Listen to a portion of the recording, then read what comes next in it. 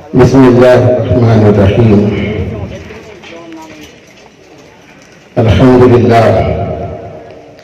अल्हम्दुलिल्लाह व कफ़ा व सलामुन अला इबादिहिल्लज़ीना इस्तफ़ा, अम्मा बाद। क़ाल अल्लाहु तबारक व तआला ला तहीनु व ला तहज़नु व अंतुमुल अअलौना इन कुंतुम मुमिनीन। सदक़ल्लाहुल अलीयुल अज़ीम। क़ाल नबी सल्लल्लाहु अलैहि वसल्लम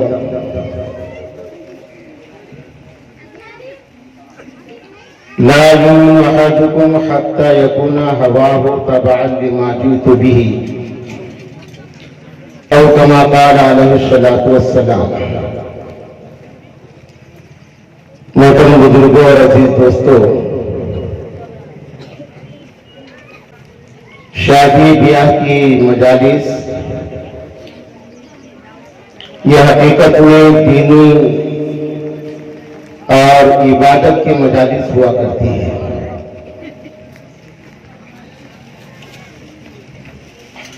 चूंकि निकाह यह अल्लाह रब्बुल आलमीन का हुक्म है और हमारे आपके आका कायनात की रूह सरवरे कौनैन ताजदार अंबिया खातमुन नबीयीन नबी दौदा हजरत मोहम्मद रसूलुल्लाह सल्लल्लाहु अलैहि वसल्लम की सुन्नत है। इस एतबार से इसका एहतराम हमारे लिए जरूरी है। दूसरी चीज ये कि हमारा मुल्क हिंदुस्तान है और हिंदुस्तान ये मुख्तलिफ तहजीबों का और मज़ाहिब का गहवारा है। मुख्तलिफ तहजीब और मज़ाहिब के मानने वाले हमारे मुल्क में बसते हैं। गुलहाए रंगारंग से है जीनते चमन, ज़ौक़ इस चमन को ज़ेब है इख्तिलाफ से। इस एतबार से इंसानियत का एहतराम हमारे मुल्क का तुर्रे इम्तियाज है और इस मुल्क को इंसानियत की अजमतें मजीद इस्लाम ने अता किया है।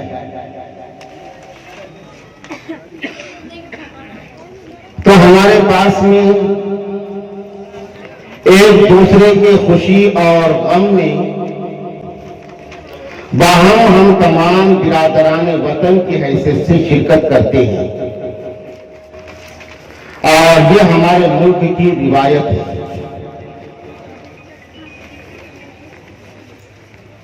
सच्ची बात यह है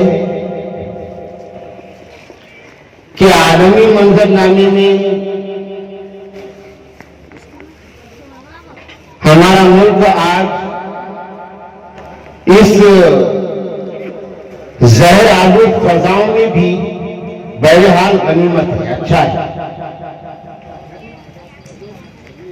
इसलिए कि जहां तक माहौल के खराब होने का सवाल है, वो तो दुनिया भर के अंदर माहौल खराब हो रहा है।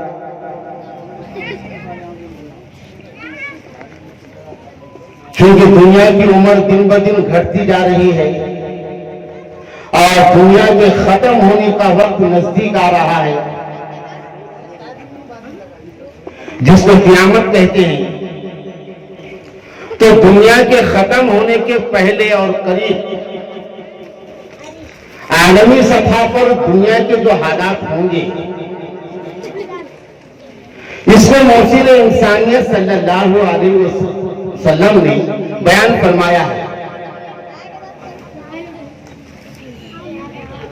तो हालात के खराब होने का शिकवा सिर्फ हमारे मुल्क से मुतालिक नहीं है, बल्कि सारी दुनिया में हालात खराब हो रहे हैं। ऐसे ममालिक भी दुनिया में हैं और ज्यादा हैं, जिसको मुस्लिम ममालिक कहते हैं। 50 से ज्यादा मुस्लिम मुल्क है इस दुनिया में।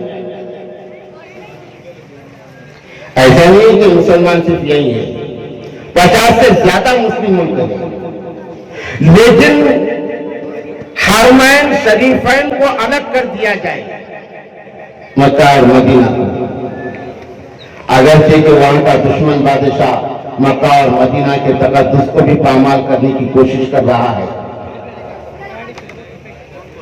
लेकिन ये दोनों शहरों को अलग कर दिया जाए तो मुस्लिम ममालिक की हालत भी बड़ी खराब है आज। यानी इंसानियत का जनाजा निकल रहा है, और इंसानियत का जनाजा निकालने वाले इंसान ही हैं, दूसरे लोग नहीं हैं, जिनको कुरान करीम ने कहा उलाइका कल अनआमी बल हुम अदल। इंसानियत का जनाजा निकालने वाले इंसान नहीं बल्कि वो जानवर हैं, कुरान कह रहा है इन्ना शर्रत तवाफी इंदल्लाहि लदीना इला हादिल आया।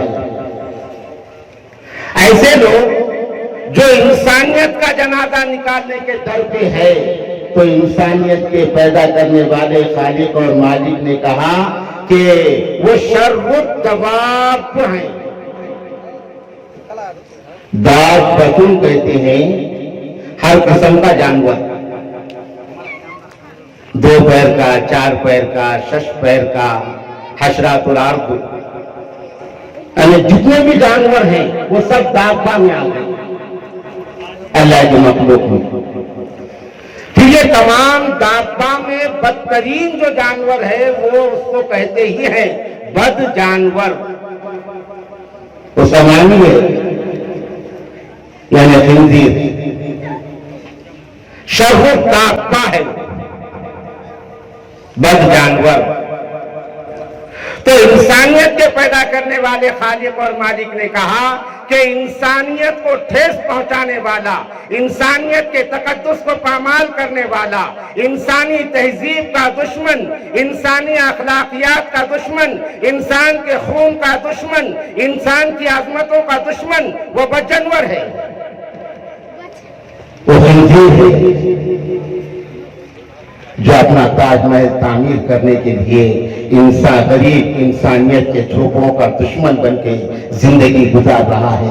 उसको गरीबों के झोपड़े भी बर्दाश्त नहीं हो रहे हैं, उसको भी आग लगा रहा है और हराम की कमाई पे खुद का ताजमहल तामीर कर रहा है। यह इंसानियत का दुश्मन शर्रुत दाब्बा है।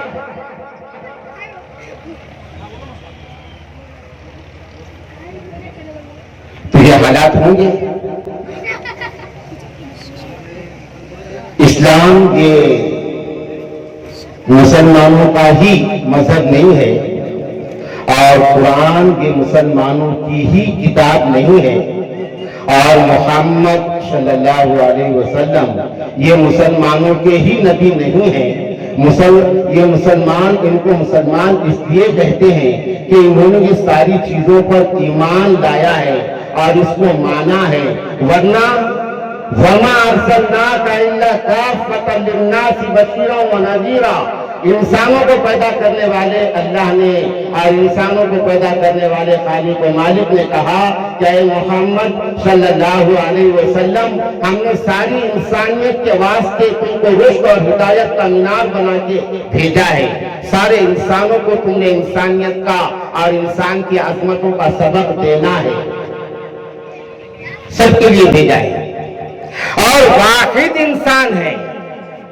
सारी दुनिया के इंसानों को और तालीम याफ्ता और लोगों को ये चैलेंज है, कल भी था और आज भी है कि मोहम्मद के जैसा इंसान बता दो दुनिया की तारीख में, नहीं मिलेगा।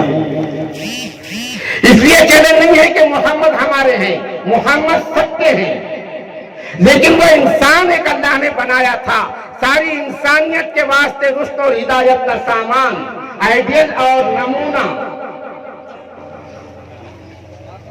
मेरे से ज्यादा इल्म रखने वाले हमारे बिरादरान वतन और दुनिया के बड़े बड़े लोगों ने स्टडी किया है, रिसर्च किया है मोहम्मद रसूलुल्लाह पर। और यूरोप के बड़े अंग्रेज ने सारी दुनिया की तारीख साज और बड़ी शख्सियत पर रिसर्च किया है और आखिर में उसने नतीजा दिया है कि इस दुनिया से में सबसे अजीम इंसान अखलाक के, किरदार के, इंसानियत के एतबार से कोई गुजरा है तो वो मोहम्मद है।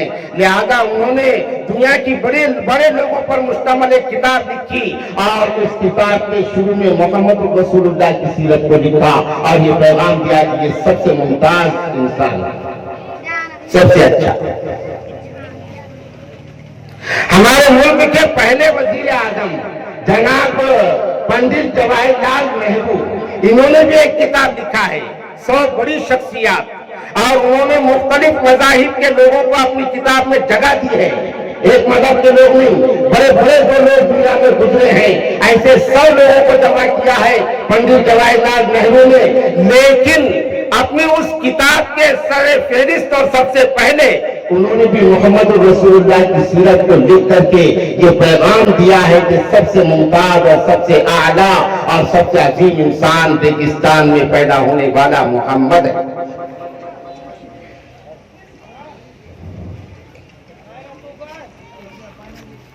तो ये अल्लाह का आखिरी फरिश्ता था, अल्लाह के आखिरी पैगंबर, आखिरी मैसेंजर और आखिरी नबी अल्लाह का, जो सारे इंसानों के लिए आए। अब नबी बन के कोई दुनिया में नहीं आएगा। इसलिए हमारी मोहब्बत बहैसियत ईमान वाला होने के सबसे पहले मोहम्मद रसूलुल्लाह से। अगर किसी ने अल्लाह को गाली दे दिया हमको उतना गुस्सा नहीं आएगा, लेकिन किसने मोहम्मद को बुरा बोल दिया तो हमारा गुस्सा बेकाबू हो जाएगा, फिर उसको कंट्रोल नहीं कर सकेंगे। इसलिए कि वही जिंदगी है, वही रूह है, वही आत्मा है, वो हमारे सब कुछ है। तो इंसानियत के दुश्मन ने भी इस पर स्टडी किया है कि मुसलमानों को बरंगेज़ कैसा करना, मुसलमानों के जज्बात का ब्लैकमेल कैसा करना। इंसानियत का दुश्मन तबका हर जगह जीता है, हर जगह रहता है और बदकिस्मती हमारी ये है कि आज वक्त की जुबान उनके हाथों में आ गई, वक्त की लगाम उनके हाथों में आ गई और वो उस लगाम को अपने मर्जी से इस्तेमाल कर रहे हैं। ये हमारी बदकिस्मती है। आज भी चल रहा है जैसा हमेशा चलता। एक चुड़ैल ने मोहम्मद रसूलुल्लाह सल्लल्लाहु अलैहि वसल्लम की शान में गुस्ताखी की है। इंसानियत के पेट का तो आजमतों को पामाल नहीं करता, जानवर के पेट का इंसान की आजमतों को पामाल करता है। इंसान बड़े इंसान को बुरा नहीं कहता, बस जानवर गिलादत फैलाता है। हमारे मुल्क की ये मोहब्बत भरी फजाई और हमारे मुल्क की ये मोहब्बत भरी महफिलें और हमारे मुल्क की ये मोहब्बत भरी रिवायात, ये एक छोटे से तबके को देखी नहीं जा रही है, बर्दाश्त नहीं हो रही है और वो माहौल को खराब करने की मुसलसल कोशिश कर रहा है। और मजहब, हर मजहबी को सबसे ज्यादा पसंदीदा होता है, तो माहौल को खराब कैसे किया जाए, तो मजहब को टार्चर किया जाए। बहुत ज्यादा जिसको जुकाम आया तो उसी को मीठा और कड़वा महसूस नहीं होता, तमीज नहीं कर सकता हो ये मीठा है कि कड़वा है। ऐसे जिनको बहुत ज्यादा जुकाम आ गया है तो उनको महसूस नहीं हो रहा है, लेकिन जो सेहतमंद है उनको महसूस हो रहा है कि रुख किधर है। तो कोशिश हो रही है। अजान हमारे मुल्क की रिवायत है कि अजान जब होती तो हमारे हिंदू भाई, हमारे शहर में जिंतूर में ऐसे हैं, हमारे हिंदू भाई वो ओपन आसमान के नीचे गिलास में पानी लेके ऐसा खड़े रहते अजान होते वक्त, और वो पानी वो खुद भी पीते और बच्चों को पिलाते। आज भी है। तो हिंदू फिरका परस्त नहीं है, मुसलमान फिरका परस्त नहीं है, बद जानवर फिरका परस्त है जो हिंदू और मुस्लिम के इस रिवायत को पामाल करने की कोशिश कर रहा है मजहब का ब्लैकमेल करके। हिंदू हमारा मजहबी, मुसलमान मजहबी, वो भी कट्टर मजहबी, ये भी कट्टर मजहबी, लेकिन इकबाल ने कह के चला गया कि मजहब नहीं सिखाता आपस में बैर रखना। मजहब जातिवाद थोड़ी सिखाता है, नहीं। गिलादत फैलाना जानवर का काम है, खिंजीर का। मजहब गिलादत फैलाता नहीं, कोई भी मजहब नहीं सिखाता आपस में बैर रखना। हिंदी हैं हम, वतन है हिंदुस्तान हमारा। एक दूसरे की अजमतों का ख्याल रखना, ये तो मजहब की तालीम होती है। और इस्लाम ने तो बहुत बड़े पैमाने पर ये तालीम दिया है कि इस्लाम ने तो मुसलमानों से ये कहा, अल मोमिन मन अमीना हुन्नास। खालिस मुसलमानों को कहा इस्लाम ने, अल मोमिन मन अमीना हुन्नास। सच्चा पक्का मोमिन और ईमान वाला वो है जिससे सारी इंसानियत महफूज रहे। इंसानों में किसी इंसान को उससे तकलीफ ना पहुंचे, वो सच्चा और पक्का मोमिन है, ईमान वाला है। कितनी अजीब तालीम है। लेकिन हमारे मुल्क में इस रिवायत को, इस परंपरा को और इस तहजीब को पामाल करने की कोशिश हो रही है। बहुत समझदार है मुल्क के रहने वाले। अभी एक बात की शुरू हुई थी कि मस्जिदों के भोंगे निकाल दो। यूपी की हुकूमत अच्छी है इसलिए कि वो एक चीज को टारगेट नहीं करते। अभी जो चल रहा है, तो वहां भी आवास की जो कंडीशन बताई गई कानून में, उस एतबार से उन्होंने मंदिरों को भी पाबंद किया, मस्जिदों को भी पाबंद किया। मगर हमारे यहाँ एक ही टारगेट लेके चल रहा था कोई। मतलब साफ है कि वो इस तहजीब को जख्मी करने की कोशिश कर रहा था। लेकिन ना मुसलमान जज्बात में आए, ना हमारे हिंदू भाई जज्बात में आए। और उसके बाद जब ईद हुई तो ईद मिलाद के प्रोग्राम में हिंदू भाइयों ने मुसलमानों को भोंगे दिए तोहफे में। ये तमाचे थप्पड़ है कि कोई हमारे दरमियान शिगाफ डालने की कोशिश न करे। हिंदू भाइयों ने भोंगे दिए तोहफे में मुसलमानों को, कहा कि ये लगाओ मस्जिद को। तो वो भी चीज नाकाम चली गई। और ऐसी नया जाल लाए पुराने शिकारी, ऐसे एक एक चीज लाते हैं ऐसे लोग।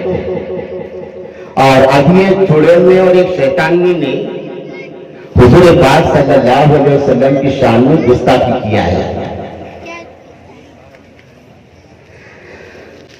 तो इसको किसी भी कीमत पर यकीनन मुसलमान बर्दाश्त नहीं करता और नहीं करेगा। जो बर्दाश्त करेगा वो ईमान वाला ही नहीं है। लेकिन इसका मतलब ये नहीं है कि फसाद बर्पा कर दो, अपने गांव में फसाद करो, तोड़ फोड़ करो, नहीं। जो दोषी है उसको सजा मिलना चाहिए। हमारे दूसरे हिंदू भाइयों ने क्या किया, वो थोड़ी दोषी है उसमें। तो ये भी अक्लमंदी नहीं है कि माहौल को खराब कर दिया जाए। एक बच जानवर की वजह से सारे माहौल को गंदा कर दिया जाए, ये भी अक्लमंदी नहीं है। और उनका मंशा हुई है। तो अल्हम्दुलिल्लाह अब समझदारी आ रही है हिंदुस्तानी समाज में। बिना तफरीक मजहब व मिल्लत अब समझदारी आ रही है। हम मजम्मत करते हैं उस शैतानी की, हम मजम्मत करते हैं उस दज्जालियत की, और हम मजम्मत करते हैं उस बदजनवर खातून की जिसने नबी करीम सल्लल्लाहु अलैहि वसल्लम की शान में गुस्ताखी करके हमें जमीन पर खड़े रहकर आसमान पर थूकने की कोशिश की। यकीनन जो आसमान पे थूकने की कोशिश करेगा वो थूक तो उसके मुंह पे आके गिर जाएगा और उसी का मुंह बिलादत से भर जाएगा। तो उसका हल ये नहीं है हमारे अजीज मुसलमानों, उसका हल ये नहीं है कि हम अपने जगह पर टेंशन पैदा करने की कोशिश करें। नहीं, ये तो नाकिबत अंदेशी और गैर अक्लमंदी होगी। ये तो उनका मकसद पूरा हो जाएगा। जो गारवाड़ी और जो जादूगर वहां बैठकर जादू चलाना चाहता है, ऐसी चीजों से मुसलमानों के जज्बात को बरंगेफ्ता करके माहौल को खराब करने की कोशिश करता है, वो तो अपनी जादूगरी में कामयाब हो जाएगा। उसका मकसद वो नहीं। हाँ, हमारी लड़ाई है हुकूमत से। इसलिए कि वो शैतानी कहीं ना कहीं हुकूमत से रिश्तेदारी रखती है, हुकूमत से रिश्तेदारी रखती है, वो उनके जंजीर की कड़ी है, इसलिए उनका काम है उस पर एक्शन लेना। हुकूमत चाहे कोई भी हो हिंदुस्तान की, वो हिंदुस्तान के पूरे अफगान की हुकूमत है, पूरे अफगान की हुकूमत है, और सबकी अजमतों का और सबकी सोच का और मजहब का ख्याल रखना ये हुकूमत की जिम्मेदारी होती है। हुकूमत अगर फिरका परस्ती की शिकार होती है, हिंदुस्तान जैसे अजीम जमहूरिया की हुकूमत होने का उसको हक नहीं है। जो किसी एक कौम और एक फिरके की अपने आप को समझती है, हिंदुस्तान जैसे जमहूरिया की हुकूमत बनने का उसको हक नहीं है।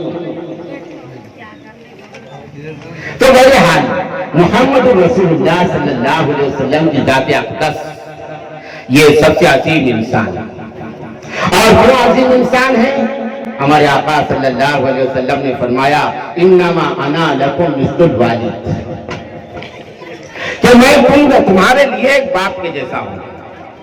जैसा एक बाप अपने बच्चे को बचपन से एक एक चीज सिखाता है और बाप की ये ख्वाहिश होती है कि मेरे बेटे का मुस्तकबिल रोशन हो जाए, मेरा बेटा तारीख का एक कामयाब और अच्छा इंसान बने, तो एक इंसान भी, वरना अल्लाह के नबी तो बाप से ज्यादा शफीक है, बाप से ज्यादा शफीक है। बाप ने तो भी दुनिया की तारीख में बेटों पर केस किया है और बेटों पर मुकदमा दायर किया है, लेकिन ये मोहम्मद सल्लल्लाहु अलैहि वसल्लम हैं जो इंसानों को इंसानियत देने के लिए गए और आजमतों से रुशनास करने के लिए गए। तो इंसानों ने आप पर पथराव किया, आपके बदन मुबारक से खून निकला और वो खून आपकी जूतियों तक पहुंचा, और किसी ने कहा कि फरिश्ते ने कहा कि आपका इशारा हो जाए, मैं पहाड़ों को मिलाकर इन बदमाशों को चकनाचूर कर दूं। तो मोहम्मद रसूलुल्लाह सल्लल्लाहु अलैहि वसल्लम ने कहा, नहीं, मैं इसलिए नहीं भेजा गया हूं, बल्कि ये तो नासमझ है, अल्लाहुम्मा हदीहिम फइन्नहुम ला यअलमून, ये तो नासमझ है, ऐ अल्लाह इन्हें तो समझ दे दे, इनको तो हिदायत दे दे।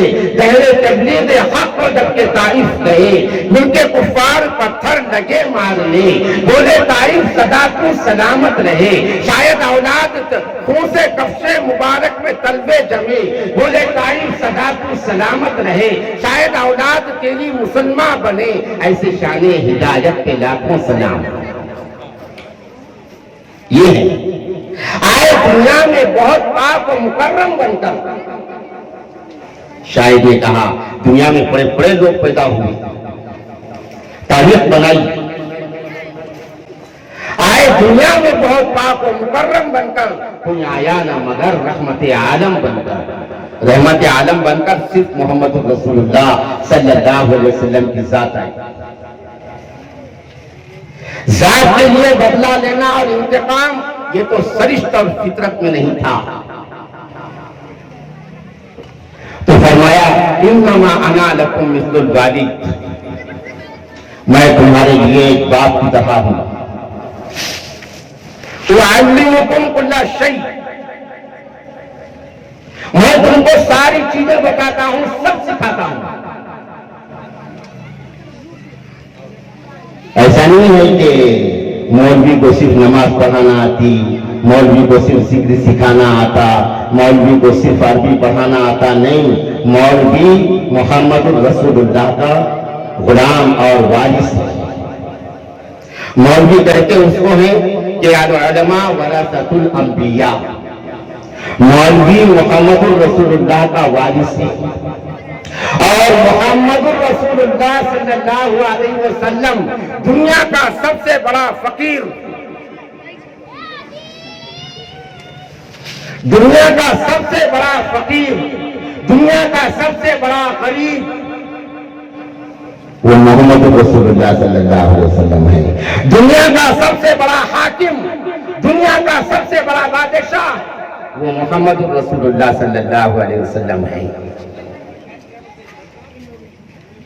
दोनों हैसियत है, एक हैसियत नहीं, फकीरी खुद के लिए और शाही अवाम के लिए,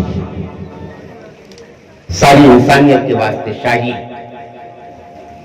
ऐसा बादशाह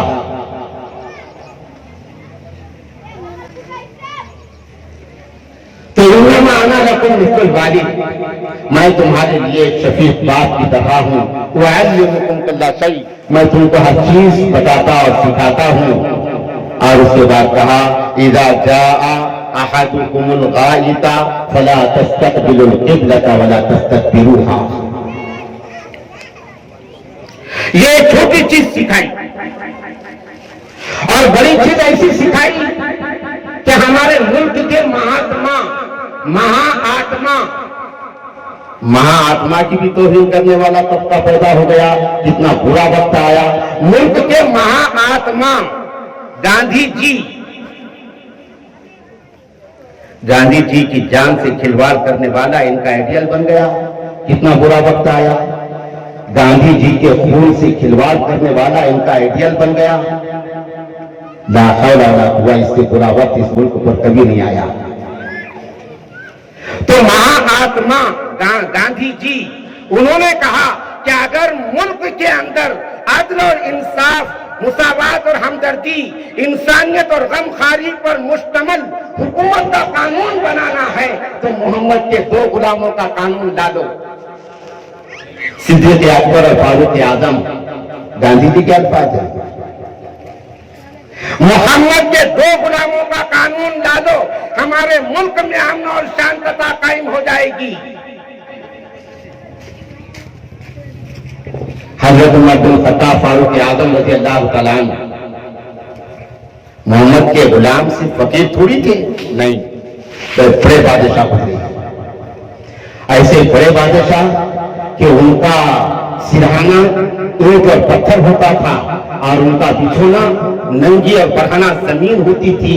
लेकिन उस बादशाह से उस वक्त का सुपर पावर रोम और फारस वो डरते थे, थर्राते थे, उमर के नाम से डरते थे,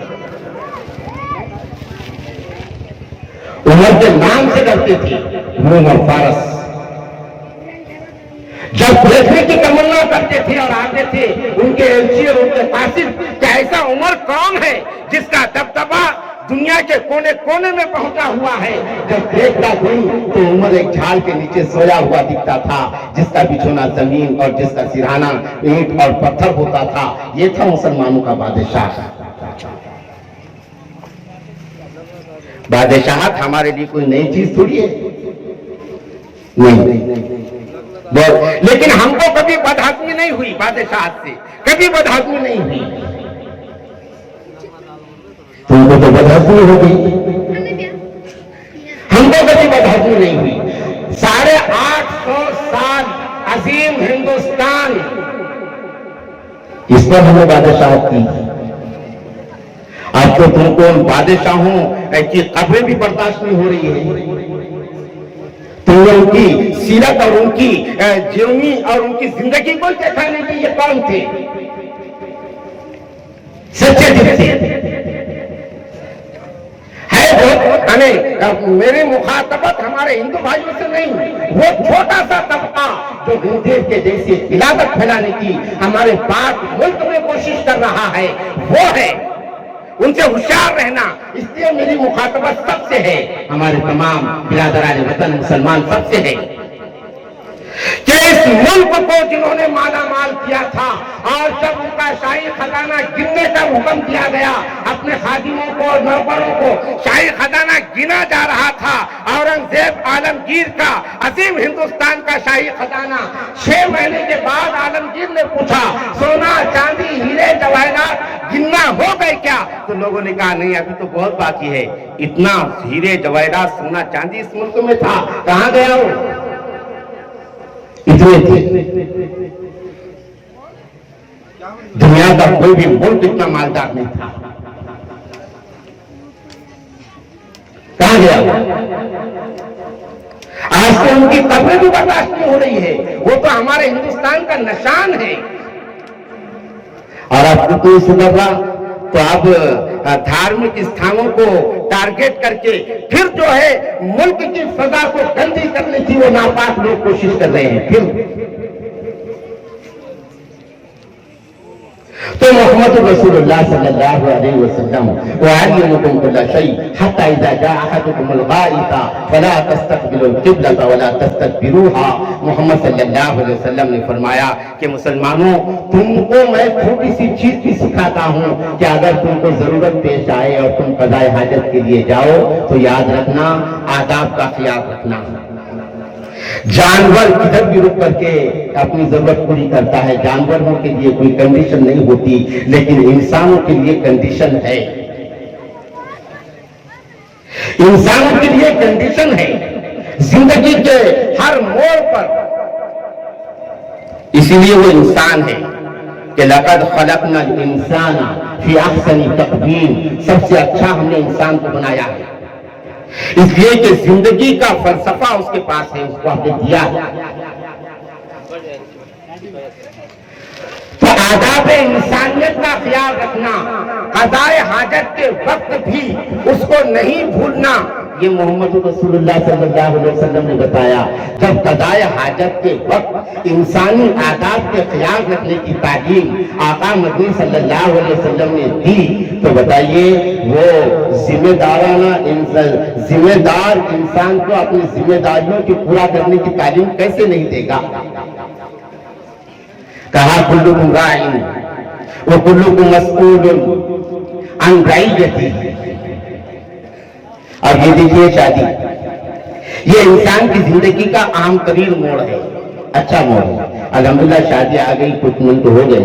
अब जो जिम्मेदार हजरात हैं शादी के साथ के सरपरस्तान, उनसे दरखास्त है कि वो नौशा को अब जल्द तैयार करके ला लें। यहाँ हमारे पास में अल्हम्दुलिल्लाह जिम्मेदार शख्सियात, हमारे हिंदू मुस्लिम भाई, ये बहुत देर से इंतजार कर रहे हैं नौशा का। अब देर दुरुस्त हो जाती बहरहाल, लेकिन आज वो देर ना करें गैर जरूरी चीजों की वजह से, वो नौशा को जल्द तैयार करके यहाँ पर लाने की कोशिश करें। तो शादी उनका ये इंसान की जिंदगी का एक अहम तरीन मोड़ है।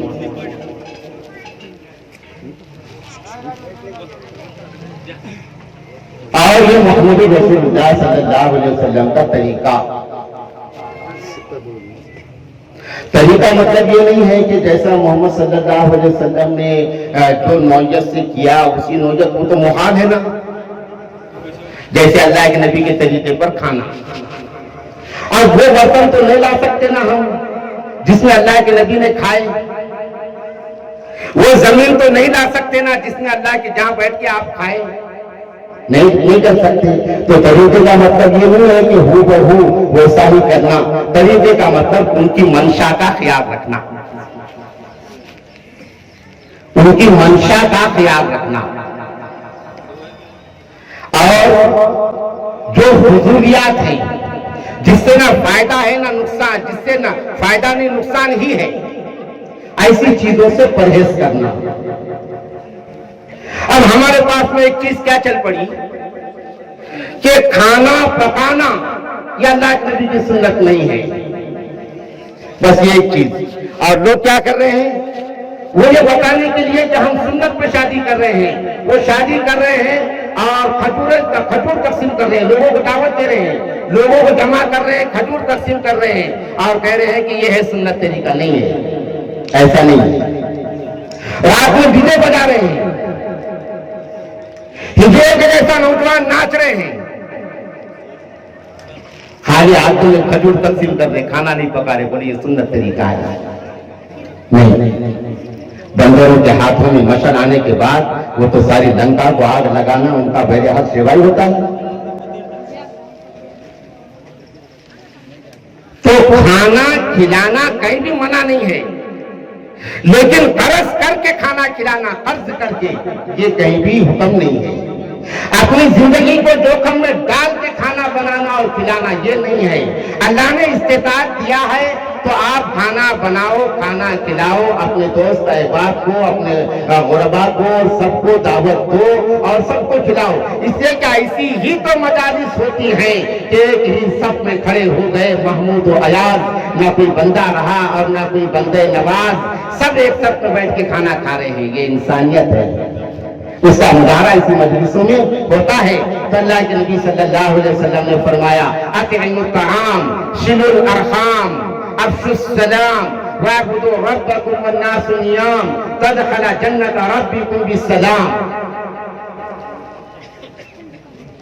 खाना खिलाना एक दूसरे को, इससे तो लोग करीब आते हैं, मोहब्बतें बढ़ती हैं, लेकिन फुजूल खर्ची करना ये इससे मना किया गया। ला तुबद्दिल तब्दीला इन्नल मुबद्दिलीना कानू इख्वान अश-शयातीन,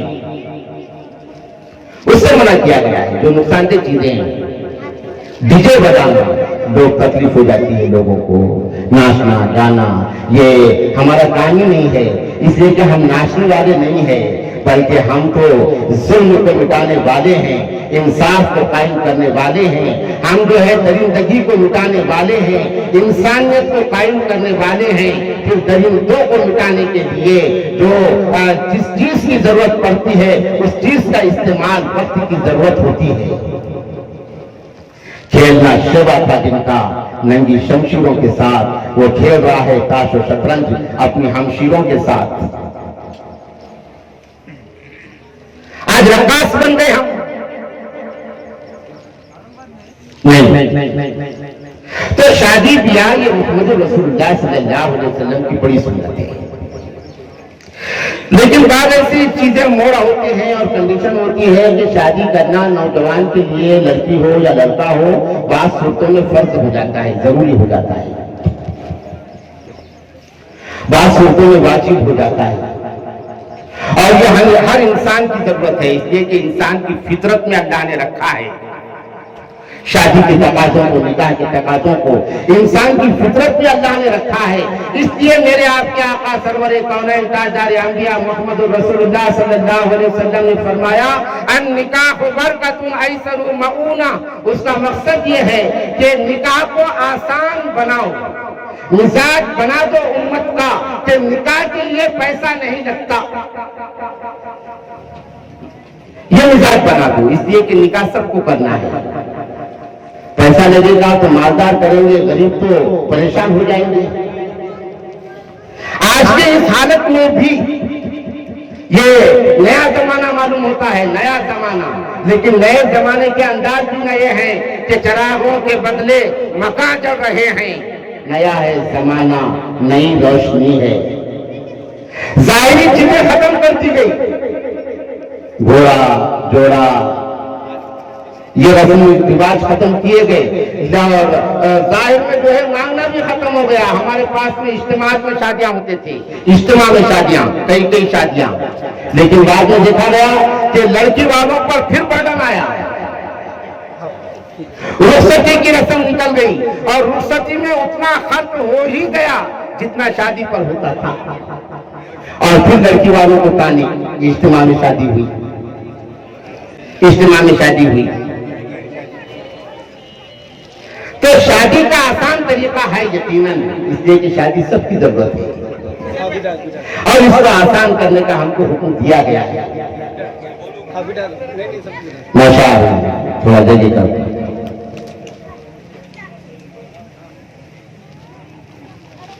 अल्लाह के नबी सल्लल्लाहु अलैहि वसल्लम ने फरमाया, या माशर शबाब मन इस्तताअ मिनकुमुल बाअता फल्यतज़व्वज, कि मुसलमानों जो बड़ा हो गया और उसकी उम्र हो गई शादी की, तो उसको चाहिए कि वो शादी जल्दी कर ले।